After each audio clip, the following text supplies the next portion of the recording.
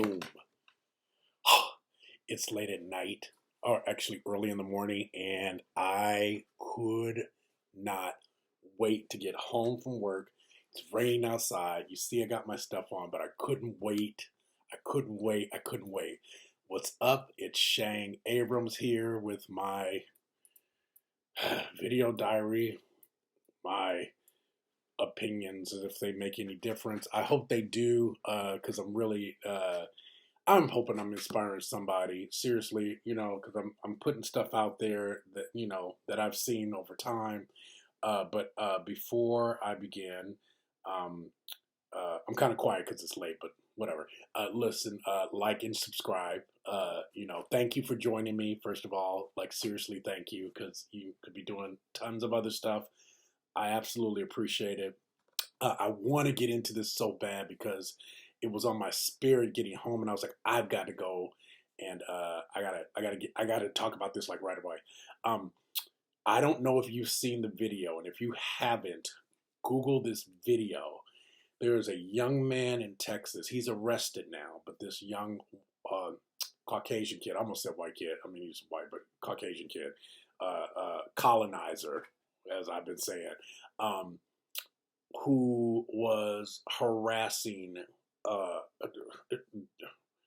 harassing. I don't even know if that's just the word. I mean, just like it was so degrading to these two Mexican gentlemen, workers, and it was in Texas. And um, I want to say this because it's on my spirit and it's there. And this is not for everyone. So some of y'all who are of color now understand or have always understood, because there's some people who really got, like, when we're fighting for equality or anything like that in terms of civil rights for any organization, it's for all of us. People didn't understand that. They thought it was specifically for black people, and that black people were just whining about this thing that happened way back when, because no one understands that it's currently going on. It has still been going on. They've just changed the game in a way so that it doesn't look like it's racism. It doesn't look like that's what they're doing, but they are, right? Until people get bold and blatant. So again, I haven't gone into detail yet about this story, but you got to look up this story because you got to watch it and watch this kid talking to these gentlemen. These are grown men, grown working men. He's a kid.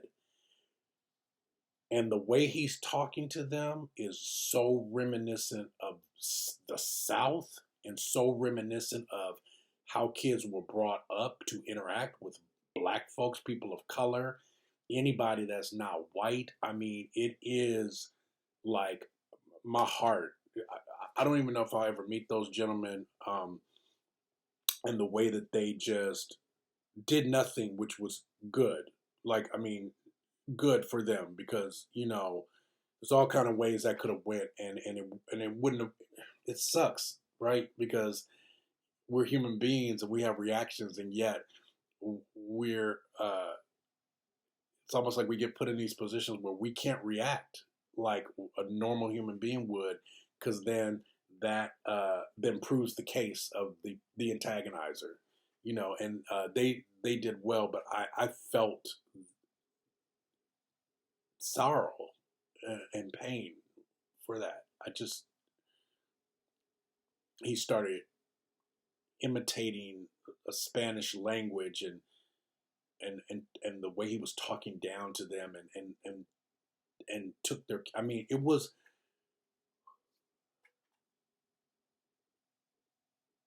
We've been through that as a community. So when there are other people out there who are maybe of a different race, or some of the white folks that didn't believe that exists, or they try to act like that didn't come out of nowhere. He's not the special kid. He's just the one that got caught on camera. That happens. It still happens today. And I'm glad that it's out there so that people can see it. But that's what we're talking about. I'm smiling because I don't want to break down and cry, because mm, that just mm, men, men, men. men with families and children and men who have to sit there and endure something like that. Whew, that is, there are no words. There are no words. And I can't help but not remind people how much that wasn't an issue for them.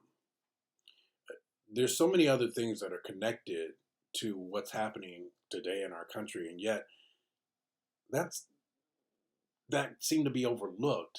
Like, if you could do that, what else do you think this person could do? There's so many, like, like when you date somebody and there's like these red flags. This is what it reminds me of.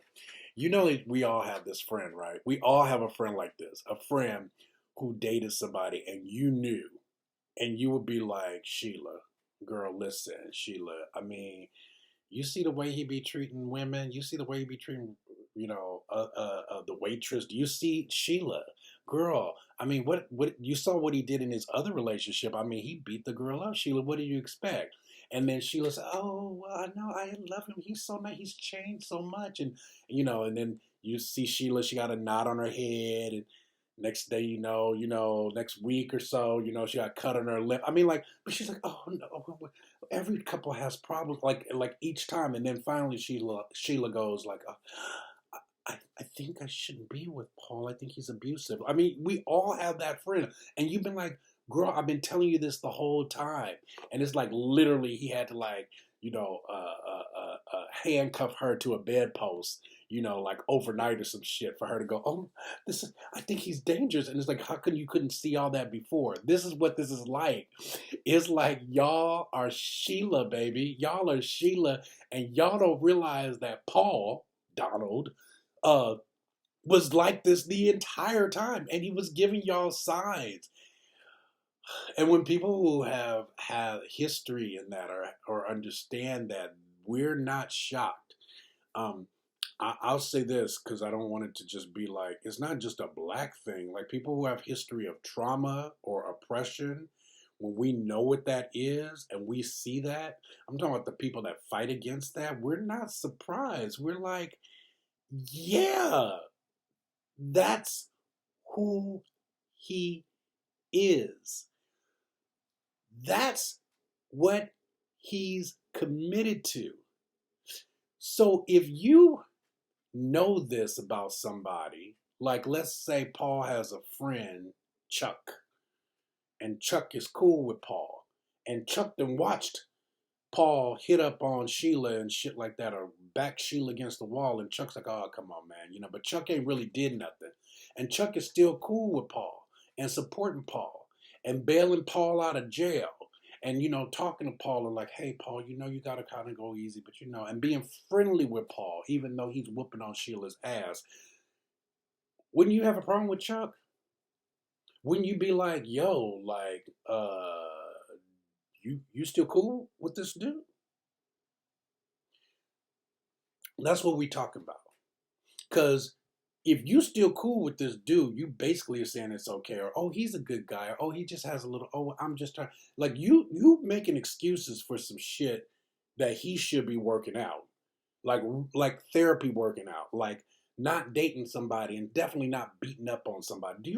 I mean, I hope I'm making sense. I'm trying to give an analogy so that this makes sense, because when I tell it like it really is, some of y'all don't get it, and I doubt that anybody that I really want to reach is going to watch this. I doubt that the people that I really think should listen is going to actually watch it. Like, I don't know how those people don't get what we're saying. And so if you're cool with that, for me, it makes me think that that's not an issue for you. They just said, uh, Trump had promised Venezuelans that he was not going to deport those people that were here legally, or something. There was some promise he made that he's going back on. Surprise! Oh, Paul, what? You're gonna deport us? Surprise! And and they're like, I feel like he used us. That he. So you mean to tell me? And prior to my other video, remember this Mexican dude said that all Mexican, like he made it seem like all Latin people supported each other. Well, prior to this, the Venezuelan community in certain parts, not all Venezuelans, so I want to make sure I'm clear about that, but the Venezuelan community in certain parts, because this is you can find this. This is tip tap on your Google and find it. It's there. And she said, "Oh, they used us."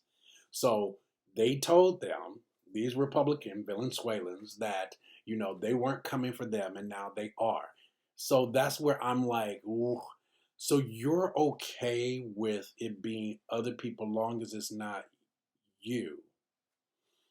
I got an issue with that. I just couldn't.